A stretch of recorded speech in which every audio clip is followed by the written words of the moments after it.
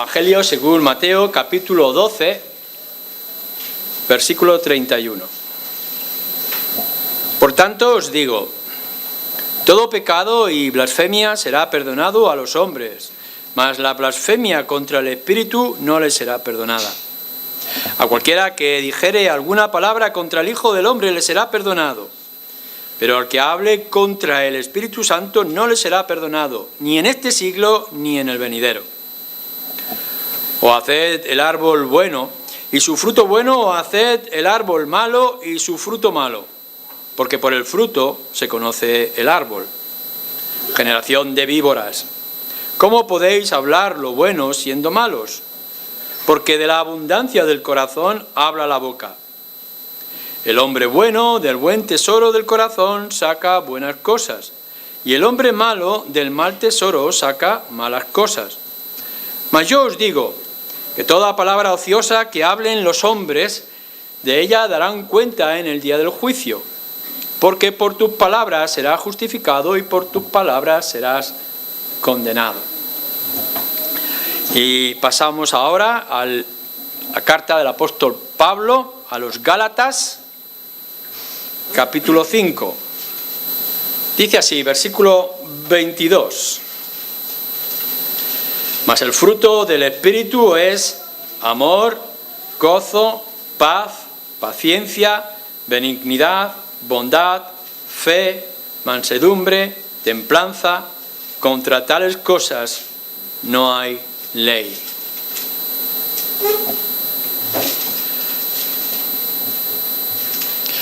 Hoy se está celebrando, como cada año, el carnaval. Seguramente alguno de vosotros incluso habrá tenido problemas para aparcar el coche, porque el tiempo lo permite, vendrán carrozas, diferentes lugares y, bueno, es la fiesta. Es el gozo. La generación en la que estamos viviendo disfrutan por ponerse una careta, imitar lo que uno no es y salir a la calle para que otros se llenen de júbilo y de alegría. No nos sorprende, porque es una característica de lo que podemos ver en nuestra sociedad y en nuestra generación. Las cosas que a ellos les alumbran, les entretienen, no son aquellas que podemos esperar en las Escrituras. Claramente el Señor nos ha dicho en el Evangelio de Mateo que acabamos de leer, cada árbol producirá su fruto. De lo bueno vendrá lo bueno y de lo malo vendrá lo malo. Ahora, esto nos deja a nosotros en un lugar concreto. A nosotros me refiero los creyentes, los discípulos del Señor, aquellos que, como hemos estado viendo a lo largo de varios domingos, a la luz de Gálatas, vivimos bajo la dirección, la guía en el Espíritu Santo. Y por estar en el Espíritu tenemos nosotros fruto del Espíritu. Debemos de buscar y tener este fruto del Espíritu. Creo que hay una cosa importante en el contexto de lo que estamos mirando que debemos de recordar a menudo. Veréis, nosotros no vamos a cambiar el mundo. El mundo no va a dejar de ser lo que es. Bien es que trabajamos y nos dijo hoy por todo el mundo proclamar el Evangelio, pero vemos lo que hay y la naturaleza que lo gobierna. No podemos cambiar la luz, las tinieblas en luz. Lo que sí podemos hacer nosotros, y es lo que debemos de hacer, es traer más luz en medio de las tinieblas. No es nuestro trabajo y nuestro esfuerzo cambiar el mundo, sino cambiar tú en medio del mundo. Si os dais cuenta, son más las veces en las Escrituras que les dice a su pueblo y que nos dice a nosotros los creyentes que tenemos que transformarnos. Somos nosotros los que tenemos que cambiar. Cuando llega la noche, no es que vosotros digáis, vamos a esperar a que venga el día. Qué pena, hay oscuridad, no vemos, hay que esperar a que amanezca el día y podamos ver el sol salir y entonces tengamos la luz para hacer las cosas. No, lo que hacemos es poner la luz en medio de la noche. Y si lo que quieres es leer tus libros, tienes que poner más luz. y si quieres hacer otro tipo de tareas más específicas, aún más luz. Veréis, nosotros tenemos que cambiar este mundo cambiando nosotros, siendo luz. Por eso es que nos da un pasaje como este, el fruto del Espíritu. Lo que el mundo no da, nosotros tenemos que darlo. Lo que el mundo no tiene y que nosotros debemos de tener. Así que no es tanto en que hagamos pequeñas acciones en el mundo y no es únicamente que vayamos a predicar el Evangelio, que es la esperanza de pecadores, sino que en medio de este mundo en el que estamos tenemos que ser sal y tenemos que ser luz. Y de nosotros, por la obra del Espíritu, tienen que venir este fruto del que estamos hablando. Hemos visto ya el fruto de amor y del gozo y de la paz. Y no sé si esto ha podido significar algo en vuestras vidas en estas 2 últimas semanas y si en verdad habéis podido ver la importancia de trabajar para que este amor según la Escritura y según el Espíritu esté en vosotros. No el amor del mundo, sino el amor del Espíritu, en el Espíritu. Y del gozo, no como el mundo se goza. No la paz que el mundo da, sino el gozo que viene del Espíritu de saber de quién somos y a quién pertenecemos, y la paz que nace de la paz de Dios o la paz con Dios. Siguiendo esta lista, que no es la completa, llegamos a otro término que nos dice aquí, que es el de la paciencia. Amor, gozo, paz, paciencia. ¿Cuántos de vosotros en alguna ocasión no ha dicho soy impaciente? ¿O cuántos de vosotros habéis dicho soy paciente en este contexto, en esta circunstancia? Paciencia es saber esperar. Hay una canción antigua, de cuando yo era joven, hace muchos años, que decía larga la espera a quien espera, pero más larga la espera sin saber lo que se espera. Andrés Dobarro, creo que era, no sé si era vasco o navarro o algo por ahí. Larga la espera para quien espera. El fruto del Espíritu, o una de esas partes del fruto del Espíritu, es el saber esperar. Y diremos, bueno, esto es parte de toda la vida y toda la circunstancia y de la gente. Bueno, estamos hablando de una espera que el mundo no tiene, no alcanza por sus propios medios. Lo que nos habla la Escritura de esta esperanza, de esta paciencia, es el poder llevar la carga y las debilidades de otros sin contar el daño que nosotros podamos recibir en esa espera. La paciencia es decir, algo que no llega y que nos gustaría que llegara y que mientras tanto implica en nosotros una carga. Saber tolerar las dificultades en espera del beneficio que vamos a recibir. La palabra paciencia, que ocurre en diferentes lugares de las Escrituras, está relacionada con la disposición que nosotros debemos de tener para perdonar, por ejemplo, a alguien cuando nos dice cosas. No hace falta tener paciencia para cuando uno nos halaga, que es simpático, que es majo, que es bueno, que es dispuesto, etcétera, etcétera. Ahí no nos cansamos, porque nos seduce en el oído. Pero cuando hay un hermano que es difícil o un contexto que es complicado y que nos hace alargar esta persona, cómo se enrolla, cómo se lía, las cosas que me dice, etcétera, etcétera. Paciencia, lo que está implicando es que tú sepas sobrellevar esa situación sin caer, por una parte, en la ira, pero tampoco caer en la resignación o en el cinismo. Uno no está diciendo, no me importa nada lo que pueda venir, ya estoy acostumbrado. No está hablando de esta resignación, de esta negatividad. La idea de paciencia que viene del Espíritu es positiva, es animosa, Es el poder llegar y decir, como ya tengo seguro lo que es seguro, como ya puedo ver que hay un beneficio de alguna manera u otra en lo que estoy esperando, no me importa el largo que se pueda hacer en esta espera. A veces hemos tenido que ir algunos de nosotros al médico y ya sabéis lo que ocurre en la seguridad social, las largas esperas. Nos dan cita para las 10:15 y el médico no puede o no quiere recibirnos hasta las 12:30. Y allí tenemos que estar esperando. Uno pudiera llegar y decir, bueno, si a las 10:15 no está, me voy. Pero ninguno de vosotros se va. ¿Por qué? Porque tenéis un problema, tenéis un dolor y no importa, lo tengáis que esperar, vais a esperar porque tenéis que recibir el tratamiento o el cuidado. Uno puede estar diciendo, llevo ya aquí 1 hora, llevo 2 horas, me gustaría irme a mi casa, me he dejado las cosas a media, pero tengo que ver al médico para que me mande este tratamiento que me va a mejorar mi salud.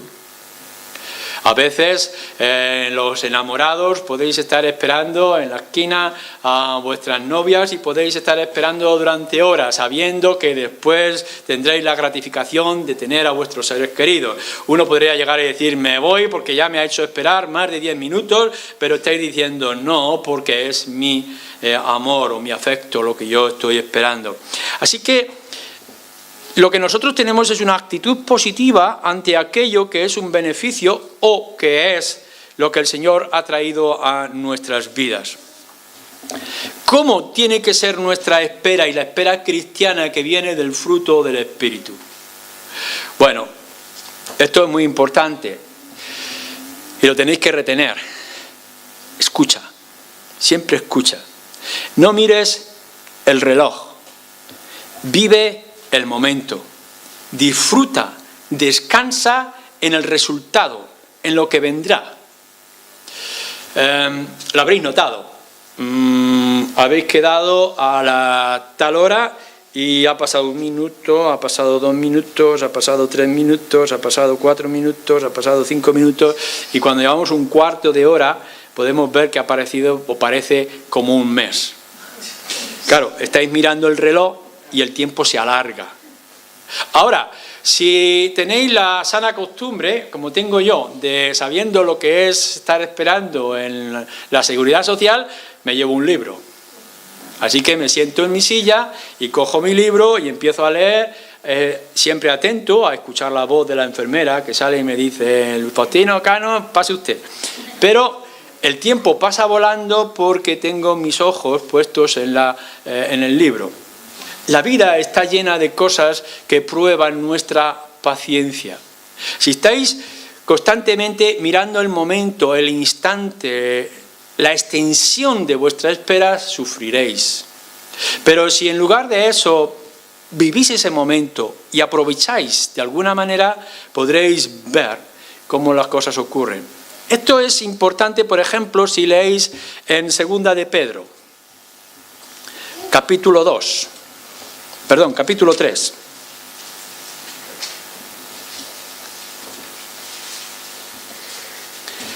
Dice el versículo 9, 2 de Pedro 3:9, el Señor no retarda su promesa, según algunos la tienen por tardanza, sino que es paciente para con nosotros, no queriendo que ninguno perezca, sino que todos procedan al arrepentimiento. Pero el día del Señor vendrá como ladrón en la noche. Deseamos ir al cielo. Hay una promesa en las Escrituras que nos dice a los creyentes, aquellos que hemos puesto nuestra confianza en la obra del Señor Jesús, que vamos a ir al cielo. El Señor va a venir en medio de las nubes, nos va a tomar en sus brazos, saldremos con Él y nos llevará al reino de los cielos. Pero el Señor tarda. Y a veces decimos, ¿por qué el Señor no viene?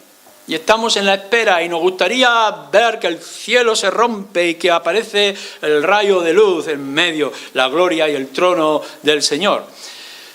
Pero no viene. Y algunos empezaban a dudar, decía el apóstol Pedro. Bueno, ¿cuál es nuestra actitud? El Señor viene, no importa cuándo, pero el Señor viene y el Señor vendrá. Mientras tanto, tenemos tarea que hacer.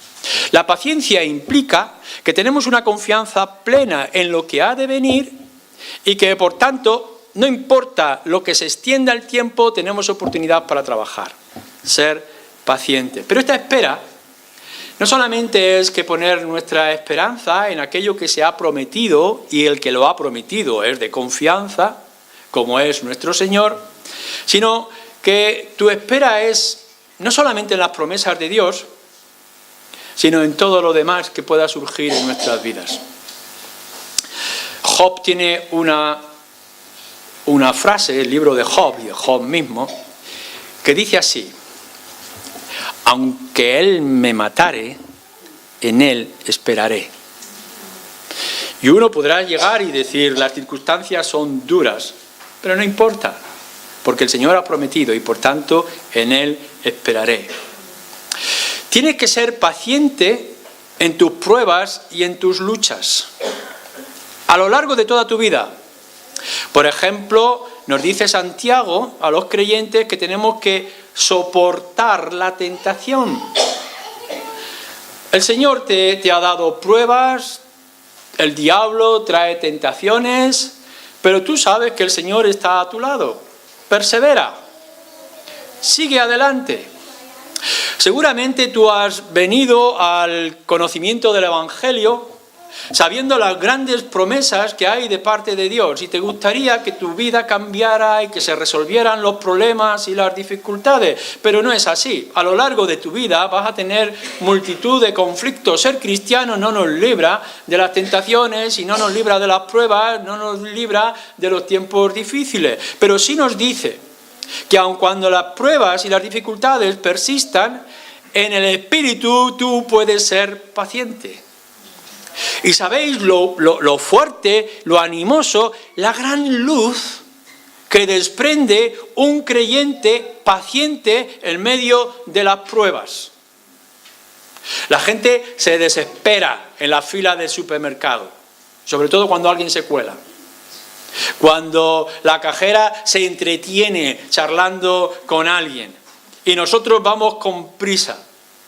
Pero, ¿qué cambio hace cuando alguien ejerce paciencia en medio de esa dificultad?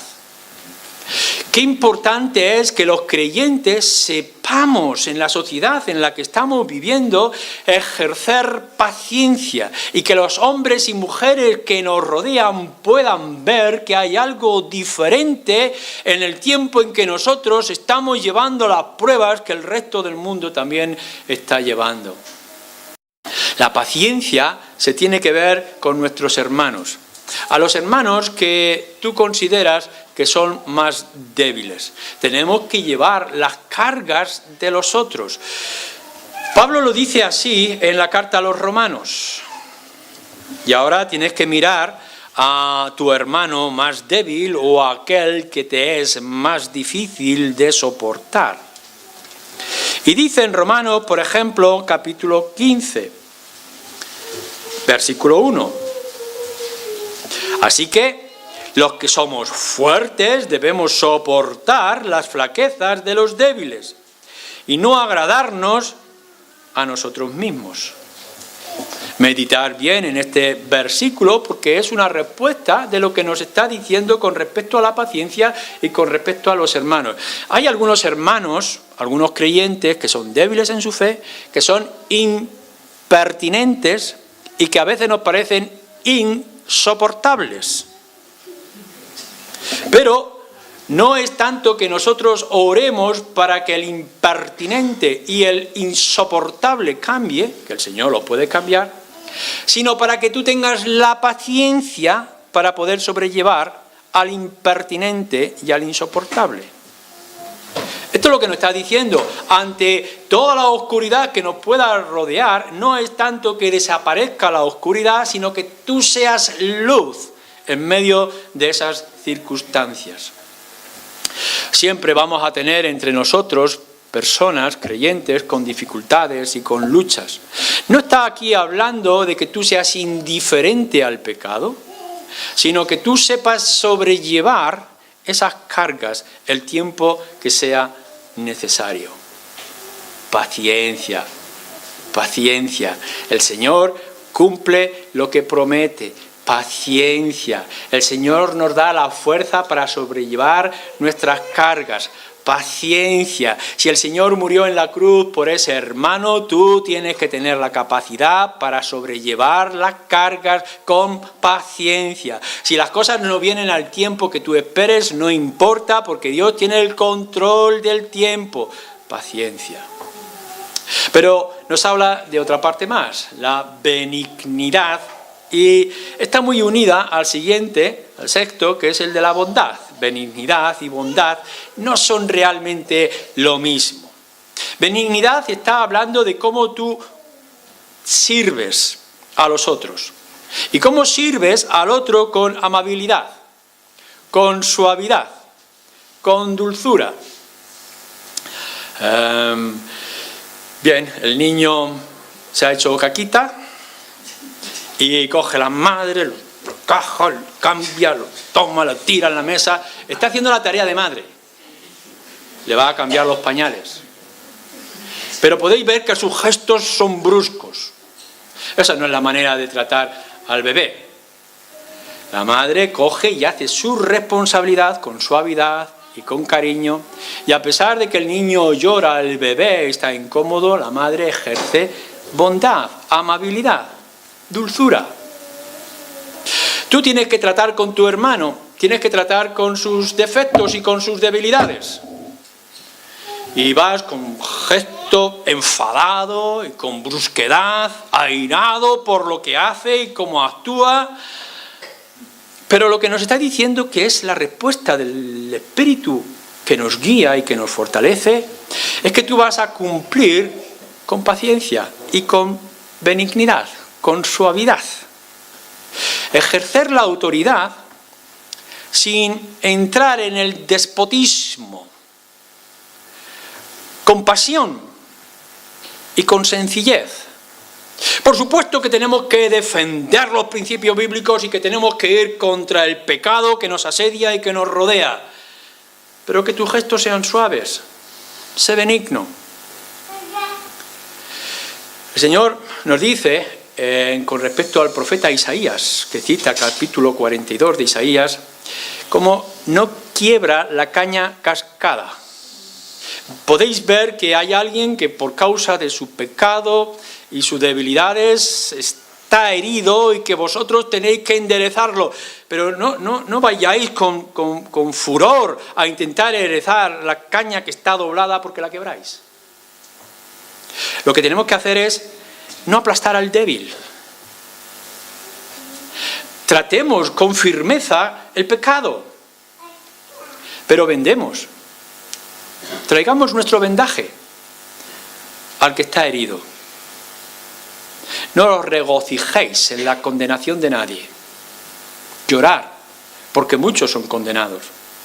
Llorar por la gravedad del pecado, pero tener siempre vuestras manos extendidas. Es más fácil poner el puño que extender la mano.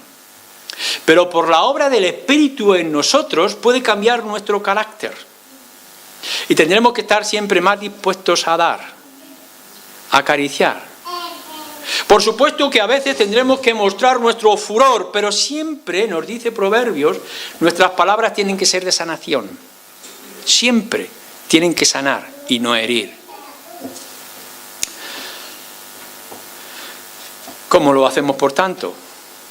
Como el Señor actuaba, con su mansedumbre, como después vamos a ver. Tenéis que buscar en todo lo que vosotros vayáis a hacer ternura y sensibilidad. Incluso dentro del contexto de la Iglesia y fuera en el mundo. Calma, calma para ti mismo y calma para los demás.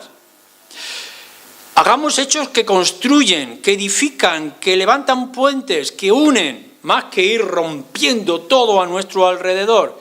Benignidad. Pero también, unido a esto, la bondad. Para eso hemos sido creados todos nosotros, ¿no? Y para eso hemos sido salvos todos nosotros. Salvos por gracia, por medio de la fe, para hacer las obras que ya estaban preparadas. Hemos sido salvos para buenas obras. Bondad, ser bueno, hacer bien, justicia, misericordia, humildad. Tenemos que ser justos, tenemos que ser sinceros, tenemos que ser firmes en lo que hacemos, pero con amor. La bondad es esencial en todos los ámbitos. No es que hagamos las cosas con mansedumbre, como hemos dicho antes, con amabilidad, sino que ahora tenemos que hacer cosas buenas. ¿Qué aportamos nosotros en nuestros hogares? ¿Qué aportamos en la iglesia? ¿Qué aportamos en nuestra ciudad? ¿Qué hacemos? No es únicamente el que nosotros no arrojemos papeles al suelo, sino que a veces tendremos que doblarnos para recoger los papeles del suelo. Tendremos que aportar bondad en la sociedad. Hay un problema que surge mucho ante esta depresión que a veces llevamos los creyentes, este complejo de inferioridad que nos hace encerrarnos en nuestro propio huerto, en nuestro propio campo, casa, y que no nos permite salir hacia afuera. Tenemos que ir hacia afuera y mostrar bondad, hacer cosas que la gente lo vea. No podemos dejar que ganen a la iglesia evangélica las ONGs. Nosotros somos los que tenemos que llevar el baluarte por delante, la bandera. Las entidades cristianas son los que tienen que hacer más bondad, mostrar más amor en la sociedad en que la encontramos. Creo que a lo largo de la historia, si leéis, podréis ver cómo el mundo ha puesto los ojos en el Evangelio, en Cristo, en la Iglesia, cuando se han dado más al mundo. Tenemos que ser bondadosos. Tenemos que vestir al desnudo. Tenemos que actuar de manera digna con el que nos rodea, siempre y cuando tengan la actitud de recibir lo que le ofrecemos. Creo que debemos demostrar bondad en lo espiritual y también en lo moral. ¿Cómo somos nosotros en nuestro comportamiento? ¿Qué es lo que estamos aportando con nuestra fe, con nuestra vida de iglesia? ¿La iglesia es un estorbo y una carga para la sociedad o es un beneficio? ¿Tenemos que estar buscando nosotros el apoyo y el soporte de entidades o tenemos que ser nosotros los que aportamos de todo lo que tenemos? ¿A qué esperamos? Tenemos que mostrar bondad en lo moral, no aceptar el pecado, pero tener misericordia con el pecador, como el Señor lo muestra. Por supuesto que no vamos a reír las gracias de los blasfemos, pero siempre tendremos que tener nuestro vendaje y nuestra cura para los que están heridos. El Señor hace salir el sol y caer la lluvia sobre justos e injustos. Y nosotros no podemos ser menos. Buenas obras. No hay iglesia, no hay evangelio, no hay transformación si la fe que dices tener no trae buenas obras, si no te hace mejor persona, mejor ciudadano, mejor padre, mejor hijo. Bondad, hacer bien a los que os rodean, incluso a vuestros enemigos, no importa que os desprecien. Claro que no lo podemos hacer con nuestra fuerza, pero si el Espíritu te ha transformado, tienes que ponerte a trabajar. 7. Nos habla de fe. Aquí más la fe la tenemos que entender como la fidelidad. No está hablando de la fe salvadora, puesto que ya hemos recibido por medio del Espíritu aquella confianza en la obra del Señor Jesucristo, sino cuando está hablando en muchas ocasiones la Escritura de fe, habla de fidelidad, de confianza. El que confía y el que es confiable. Esto es muy importante. Cuando está hablando de esta fidelidad y de esta fe es que se es merecedor de confianza, que se es consistente, que se es fiel y fiel a la palabra y a las responsabilidades. El Señor Jesús lo hace de una manera muy concreta. Tu sí es sí y tu no es no. Y no cambias. Hay que ser firmes. Tenemos que cumplir con nuestras responsabilidades.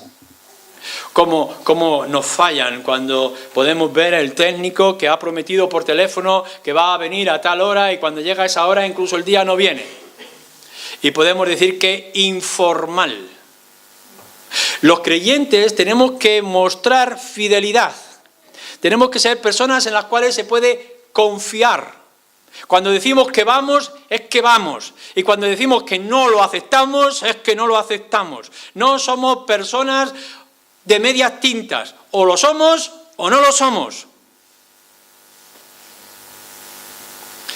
La Escritura nos dice que en el versículo 6 de este mismo pasaje, por ejemplo, dice: porque en Cristo Jesús ni la circuncisión vale algo ni la incircuncisión, sino la fe que obra por el amor. Esto es lo que nosotros tenemos que tener. Tenemos que mostrar que la gente puede confiar en nosotros por medio del amor y el afecto que nosotros manifestamos. Que la gente pueda venir y contarnos un secreto y que nosotros no vamos a soltar el secreto. Que somos personas en las cuales si decimos que podemos, es que podemos. Voy a estar allí, voy a hacer lo que he dicho y si no me comprometo, no lo hago. Voy a contar con mis fuerzas. Veo lo que puedo hacer. En nuestros propios compromisos, en nuestra palabra dada, los compromisos que tenemos como iglesia, como creyentes, miembros de esta congregación, de lo que podamos hacer en nuestra ciudad, a lo que nos hemos comprometido como ciudadanos. Tenemos que ser personas en las cuales se puede confiar y personas que estamos dispuestos a confiar en aquel que es confiable. Esta fe se tiene que mostrar en tu relación con Dios. Proverbios nos dice: cumple lo que prometes. Y si no lo puedes hacer, no te comprometas. No prometas lo que no puedes hacer con respecto al Señor. Si le tienes que prometer algo, analiza que lo puedes hacer. Porque el Señor después pedirá el pago y pedirá cuentas. ¿Cómo es tu relación con el Señor? Mirad, podemos encontrar un momento como este donde la exaltación de las emociones nos puede hacer grandes promesas. Voy a seguirte allá donde... Cuidado, a ver si el Señor te va a llevar a sitios donde a ti no te conviene o no te gustan. ¿Cuántas veces nosotros estamos dispuestos a darlo todo? Pero cuando vamos a casa nos damos cuenta de que hemos prometido demasiado. ¿Cómo es tu relación con el Señor ahora? Cuando has dado tu primer paso, si el Señor me salva, si me ayudas ante esta situación, yo prometo... Cuidado con lo que prometes. ¿Eres persona confiable? ¿Se puede confiar en ti? Y con respecto a los demás y las personas que te rodean, cuán fácil es que analicemos el otro en sus promesas y cuán difícil es que no nos analicemos a nosotros mismos. El matrimonio es un pacto para siempre. Cuando dices sí, es sí para siempre. En tu decisión con respecto a tus hijos es una decisión para siempre. Y te guste o no te guste, tienes que ser padre toda tu vida. Cuán difícil es que nos entre estos principios en nuestra mente y en nuestro corazón. Si hay algo que es importante en el tiempo que estamos viviendo de tantos cambios, de tanta ligereza de emociones, es la fidelidad. Que podamos confiar y que otros puedan confiar en nosotros mismos. 8. Mansedumbre. ¿Qué quiere decir esto de mansedumbre? Gentil, amable, sin relaciones ásperas, tierno, sin ser débil. La Escritura nos pone ejemplos incluso de nuestro Señor Jesucristo, de Moisés, el más manso, aparte de nuestro Señor Jesucristo. ¿Cómo somos nosotros? ¿Cuánto tiempo nosotros podemos llevar la mansedumbre? A veces solamente unos instantes. Al segundo toque ya hemos entrado en el furor. Claro que hay muchas cosas que nos desesperan y nos ponen nerviosos. Calma. Mirad, incluso en este descontrol que tenemos del pecado, el Señor tiene control. Si el mundo va en una situación de destrucción completa en lo moral y en lo espiritual, calma. En ningún momento el Señor ha perdido el dominio. Aun cuando podamos ver que el diablo está haciendo cosas horribles en todas estas situaciones que vemos de ética, de comportamiento, etcétera, más cortapisas y barreras a los cristianos y más libertad y más capacidad para otras entidades, organismos que no quiero nombrar. Calma, ser mansos. Nunca se nos ha dicho que tengamos que conquistar al pecador con la fuerza, con el ímpetu de nuestro genio, sino con tranquilidad y con sosiego. Si yo quisiera, dice el Señor Jesús, una legión de ángeles pudiera venir y destruirlos a todos. Una sola palabra. El Señor podría haber cambiado todas las cosas y se dejó clavar en una cruz. Y Él tiene que ser nuestro ejemplo. Nunca levantó su boca, nos dice. Tendremos que mostrar nuestra buena conducta por medio de las obras. ¿Cómo nosotros estamos actuando con respecto a la gente que está a nuestro alrededor? ¿Cuántas veces tenemos que resistir los golpes? ¿70 veces 7? ¿Cuántas veces tendremos que perdonar? ¿Cuántas veces tendremos que reaccionar con paciencia? Andar con humildad y con mansedumbre, soportándoos los unos a los otros, nos dice también la Escritura, Efesios 4. ¿Es esto así con nosotros? ¿Cuántas veces nos hemos enfadado porque el hermano ha dicho, me ha mirado o ha actuado de manera inadecuada y enseguida nos hiere y ponemos mala cara? Calma, somos todos pecadores, todos tenemos grietas, todos tenemos zonas oscuras, todos tenemos conflictos que tenemos que solucionar, todos estamos en el mismo barco, todos llevamos la misma situación. No estamos permitiendo el pecado, pero tenemos que ser mansos en toda circunstancia. Volvemos a Primera de Pedro, capítulo 3.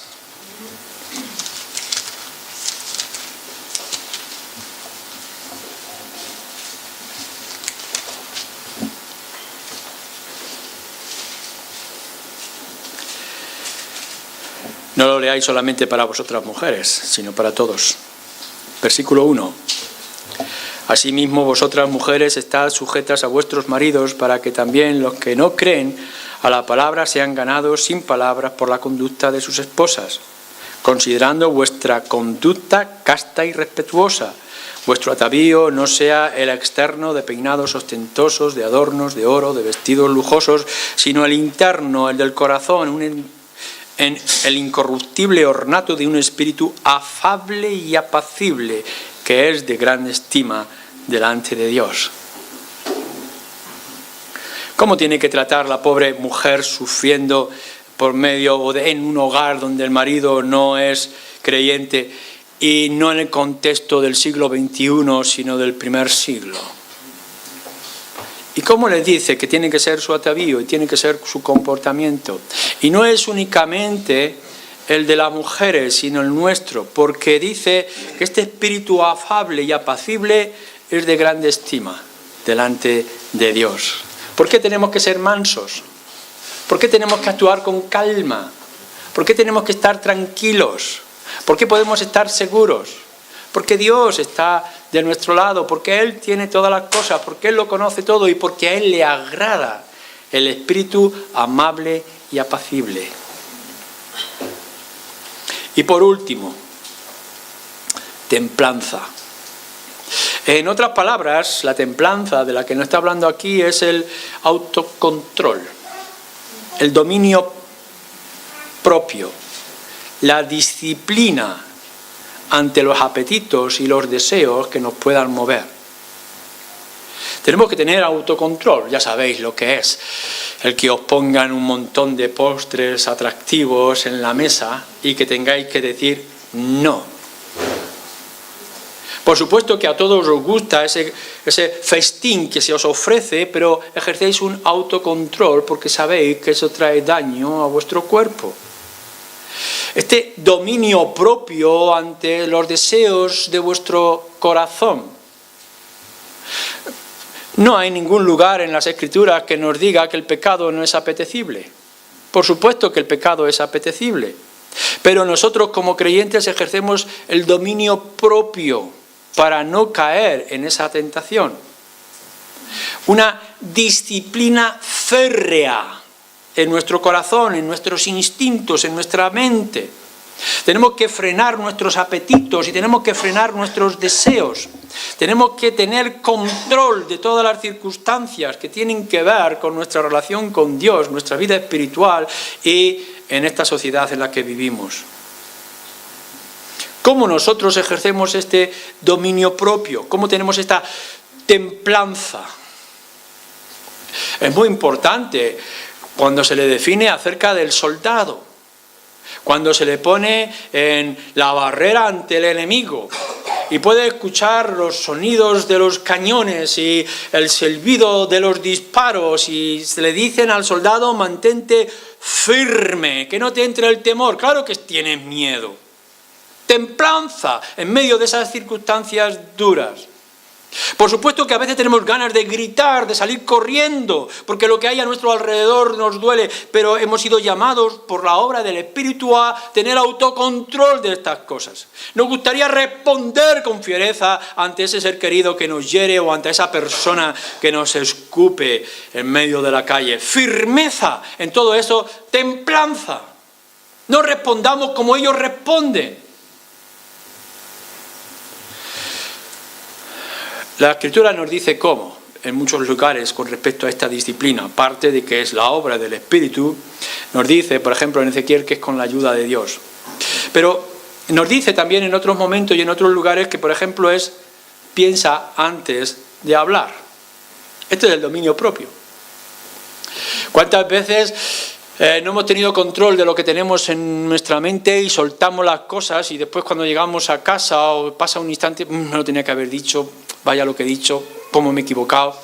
Piensa más. Y cuando has pensado mucho, piensa un poquito más todavía. Piensa antes de hablar. Domina tu lengua, que es el instrumento más suelto de nuestro ser, o el miembro más difícil de dominar, nos dice Santiago. Piensa antes de hablar. Toma control de tu lengua. Toma control de tus nervios. No es cristiano que nos dejemos llevar por las emociones y el éxtasis hasta desmayarnos. No, eso no es cristiano. Lo que es cristiano es que tengamos dominio propio y templanza en medio de las circunstancias. Que lo que tiene que controlar nuestro cuerpo es esto y no esto. Esto siente, esto domina. ¿Dónde tenemos que ejercer la templanza los cristianos? Bueno, ante las pruebas que el mundo nos trae, ante las tentaciones que tenemos que experimentar. Vamos a ser provocados muchas veces.